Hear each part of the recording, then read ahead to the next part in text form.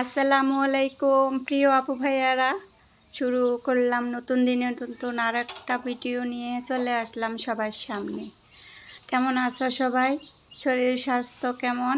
ঈদটা তো ভালোই গেল, তারপরে মাংস খেয়ে সবার হয়তো অবস্থা একটু খারাপই হয়, সবারই হয় এরকম। এই তো আমি শুরু করে দিলাম, আর কি ফেলেই দিতাম। গরু মাংসের ঝোল ঈদের দিনের রান্না করা ছিল, সেই ঝোল খাইতে খাইতে তো একটু হয়ে যায়, শেষে থাকে। তার জন্য আমি মুগ ডাল বের করে নিছি, তারপরে পাতাকপি বের করে নিছি, আলু কাটছি। এই তো জাল করতে করতে শেষে যে মানে সাবা সাবা যে ঝোলটা থাকে সেইটা আর কি ফেলে না দিয়ে আমি কাজে লাগিয়ে নিলাম।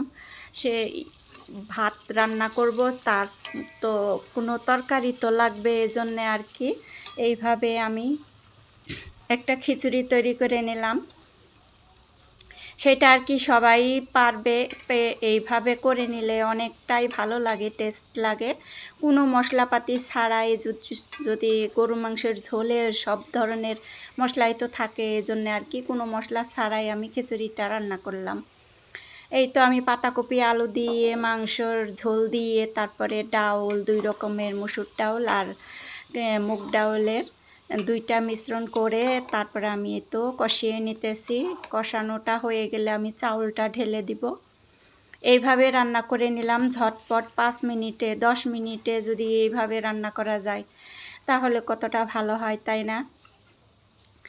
সব কিছু গুছিয়ে নিতে একটু টাইম লাগে, তারপরেও তো রান্নাটা করতে ঝটপটি হয়ে যায় কোনো কিছু জোগাড় ছাড়াই।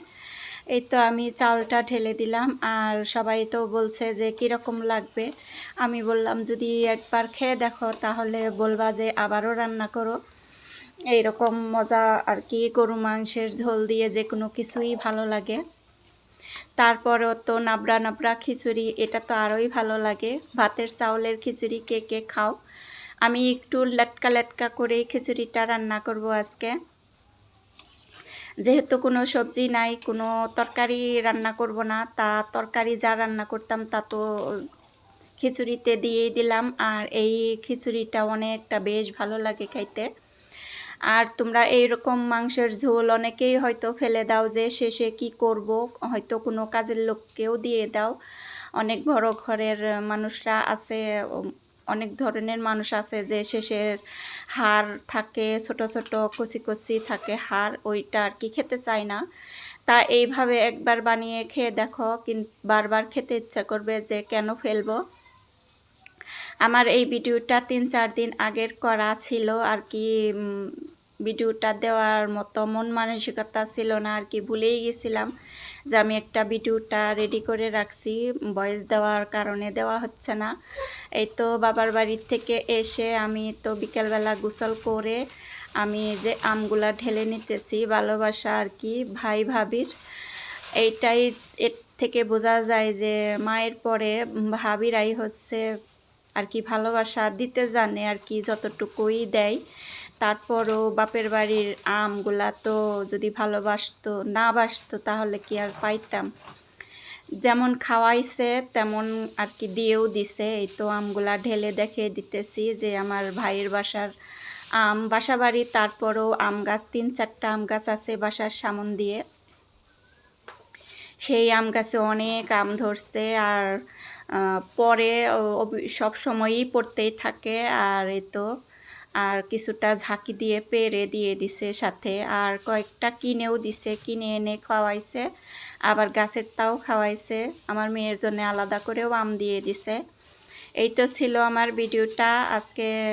ভিডিওতে এই পর্যন্তই, খিচুড়িটা রান্না শেয়ার করলাম যে আমি ফেলে দিতাম, সেই ঝোলটা দিয়ে আমি কিভাবে খিচুড়ি রান্না করে নিলাম। অনেকটাই টেস্ট হয়, অনেকটাই মজা হয়।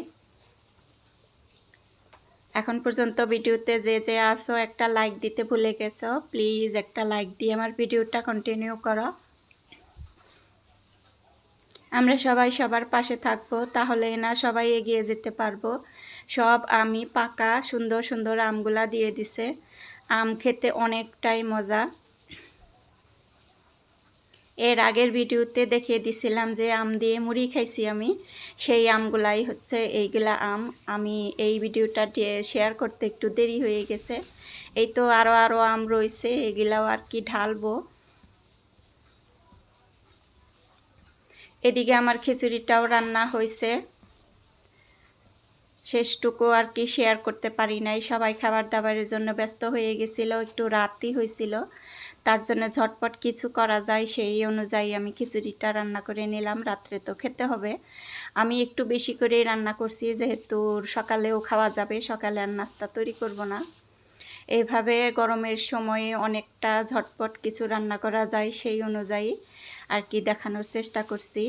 আর এখনকার তো আমের দিন, সকালবেলা নাস্তা তৈরি না করলেও হয়ে যায়। আম দিয়ে মুড়ি খাইলে ভালো একটা নাস্তা হয়ে যায়। এই তো শেষ পর্যায়ে খিচুড়িটা হচ্ছে এদিকে।